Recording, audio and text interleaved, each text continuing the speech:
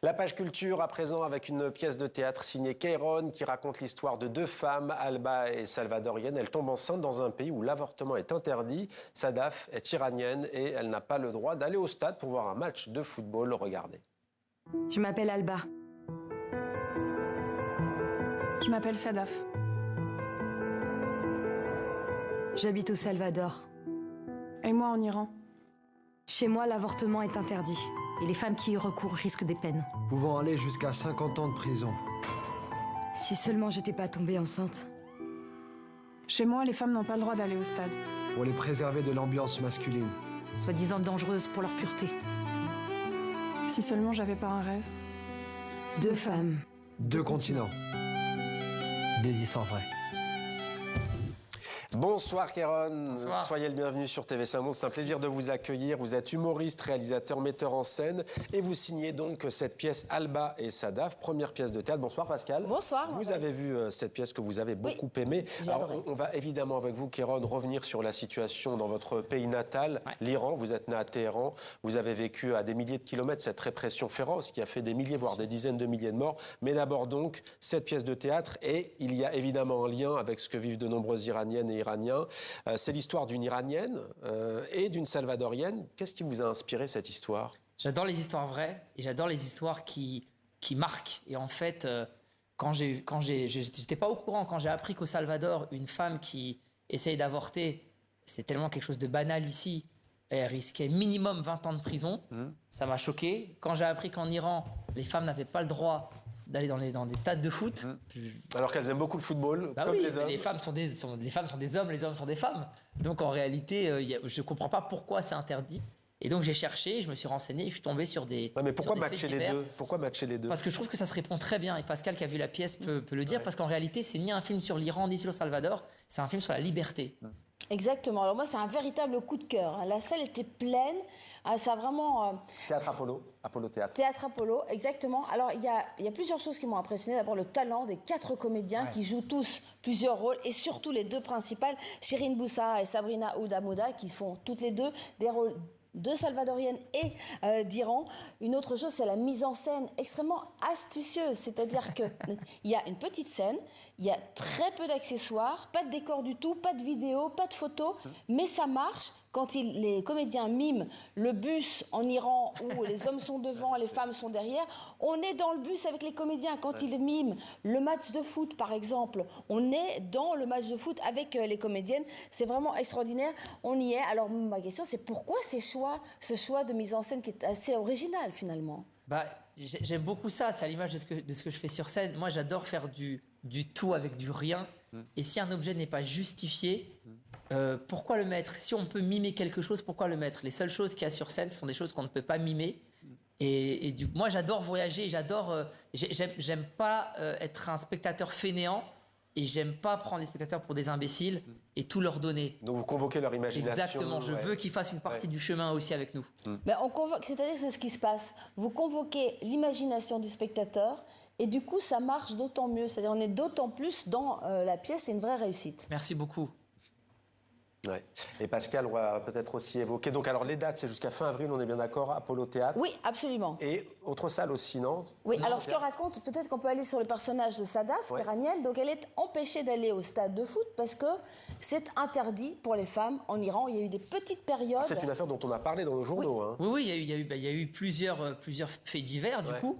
Et je me suis inspiré d'un de ces faits divers que j'ai lu, je l'ai mixé avec un autre. Et pareil pour l'histoire d'Alba au Salvador. Ce sont des histoires vraies qui arrivent encore aujourd'hui. Et c'est ce qui est important avec cette pièce, que les gens se rendent compte à quel point ça n'a pas de sens. Et on en parlait avec Pascal, quand vous dites ça n'a pas de sens, on allait vous poser la question, on va vous la poser. Est-ce que dans l'islam, et dans tous les cas, dans la manière dont ce régime iranien des mollahs le voit, est-ce qu'il y a une interdiction? Moi, je fais vraiment la distinction entre religion et pratique humaine, que ce soit avec le christianisme, le judaïsme, l'islam ou toute religion. Une religion, c'est ce qu'on en fait, c'est ce que les croyants en fait. Une religion, c'est un couteau. Soit on s'en sert pour couper une corde et construire une maison, soit on s'en sert pour tuer quelqu'un. Donc, les musulmans que moi je connais et fréquente en France, il n'y en a aucun qui peut valider le centième de ce que fait le régime iranien. Ils se servent de l'islam pour interdire aux femmes d'aller dans les stades parce que, pour eux, c'est un endroit impur, parce que les hommes sont violents, les hommes sont vulgaires dans les stades, et une femme qui doit garder les oreilles et l'âme pure et ne doit pas entendre ça. Donc c'est pour les protéger. Mais c'est du vent, en réalité. Et voilà qui nous emmène donc... Et on le voit sur ces photos, il y a eu des très courtes périodes où elles étaient autorisées au stade et puis la fenêtre s'est rapidement refermée. Alors ce que montre très bien votre pièce, c'est que ce n'est pas aller voir du sport que d'aller au stade, c'est surtout exercer sa liberté. Et c'est ça le message important de votre pièce de théâtre. Alors évidemment, la liberté, c'est aussi ce que réclamaient les manifestants au début janvier, et qui a été suivi par la terrible répression. Comment vous avez vécu, vous? Alors, ce qui est pire, c'est qu'ils ne réclamaient même pas la liberté. Il y a eu des manifestations en Iran pour la liberté. Le printemps vert, notamment, la mort de Massa Amini. Bien sûr. Là, ils avaient faim. Là, c'est encore un autre souci. C'est qu'à la base, ce sont des manifestations liées à l'économie. Et à la situation... Avec les commerçants du bazar de Téhéran, notamment plutôt conservateurs d'ailleurs. Bien sûr. Et la situation chaotique en Iran. Et... ça, c'était le début. Exactement. Après ça, c'est... Oui, parce que Trump et le fils du chat ont dit allez-y, sortez dans la rue. Et on arrive. Vous en pensez quoi de ça, vous C'est catastrophique. Personne ne va remettre la responsabilité du régime iranien en cause. C'est eux, à 100%, les fautifs de ce qui se passe là-bas depuis des années. Mais Trump et Reza Pahlavi ont une responsabilité. Quand on dit au peuple allez-y, Prenez les institutions, les bâtiments administratifs, les institutions, allez-y, prenez-les. On est en chemin, on arrive.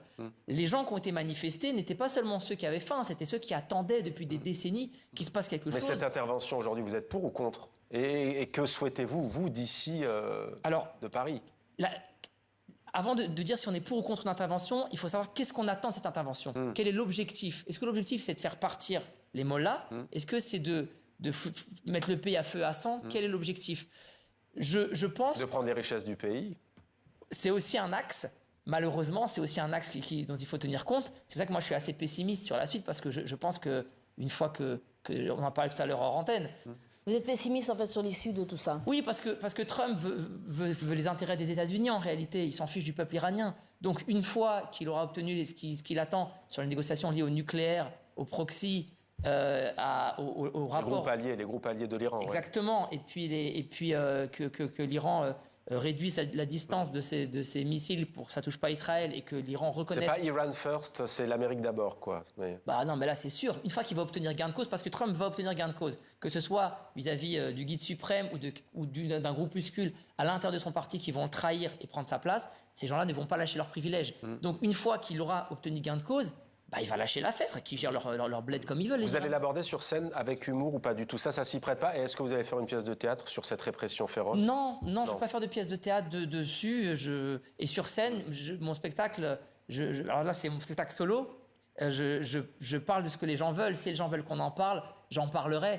Mais je n'ai pas écrit de sketch particulier sur cette thématique. Non. Merci beaucoup, Kéron. Merci beaucoup. Merci beaucoup, Pascal, de nous avoir fait découvrir ce beau spectacle. Donc jusque fin avril, on l'a dit, Apollo Théâtre. Jusqu'au 11 avril. Non, Apollo Théâtre seulement, jusqu'à 11 avril. Apollo Théâtre, 11 avril. Jusqu'au 11 avril. Merci beaucoup. Et vous en scène aussi. Et moi aussi là-bas, mais ça va, je range. Le combo. Il est génial, Kéron. Il y en a un pro, on ne s'arrête plus. Merci à vous.